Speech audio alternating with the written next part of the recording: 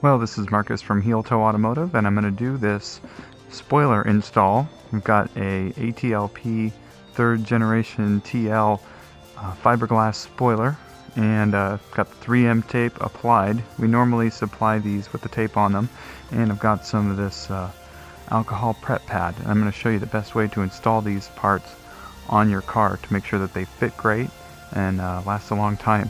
So the first thing we want to do is make sure that the surface is clean. I've already gone ahead and wiped this down with some quick detailer, whatever, but you do want to make sure that there's not anything on the surface, such as any oils or dirt or wax or anything like that. So a quick brush with this alcohol pad does a really good job of getting any residual grime or whatever off of there that might prevent sticking. So you usually only need one. Because it's alcohol, it dries pretty quick. And there we go. Alright, so we'll let that kind of finish off. Now the next step is, you're going to notice that we have the tapes on the bottom. The trick here is to get these started just a little bit, and then kind of put a little bit of a pinch in it like that, so that they're sticking out a bit. The tape that we use on our ATLP parts is specifically designed for exterior painted surfaces. So it's not like the stuff that you get at Home Depot. We get it in a big roll but then cut to these lengths. So it's not branded 3M, but this is real 3M VHB. Very high bond is how they call it. Now this tape is a foam material, and what that does is it allows you to get some compression on the part as you're holding it in place, and that is what is going to allow it to hug the surfaces very tightly and give you that great bond. The stick that happens with this tape happens on the level that's, not microscopic level, but pretty close up. See, on this one I'm pulling this aside. This is because we're going to hold the spoiler against the car and then pull these out.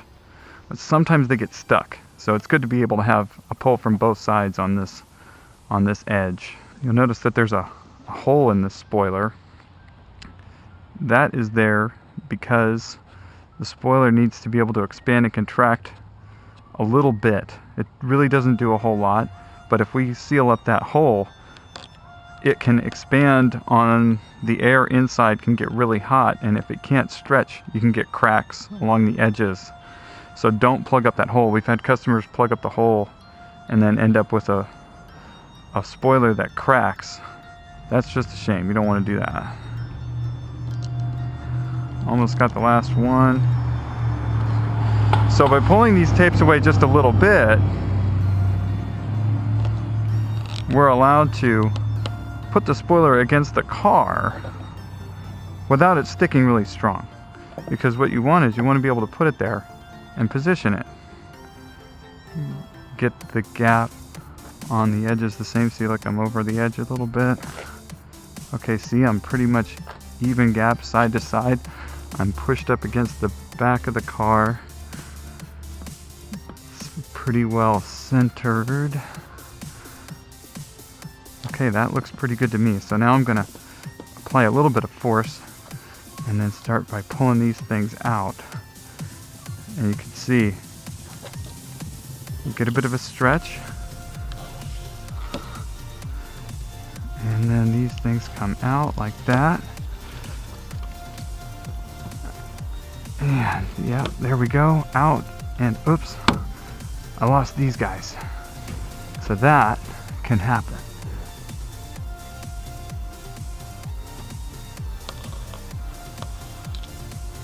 Pull these tapes out of here. Alright, now the spoiler's in position, and this is where you want to push down, and you want to really put even force, because you're trying to, again, compress that tape just a little bit.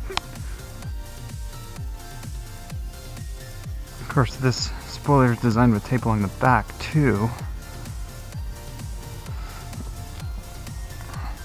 So you want to get that force all over. And you probably want to keep pushing down for a little while. But that's basically it. And there you see ATLP CSL spoiler on there. Great fitting, great looking part. It's a very popular part. And now you know how to put it on.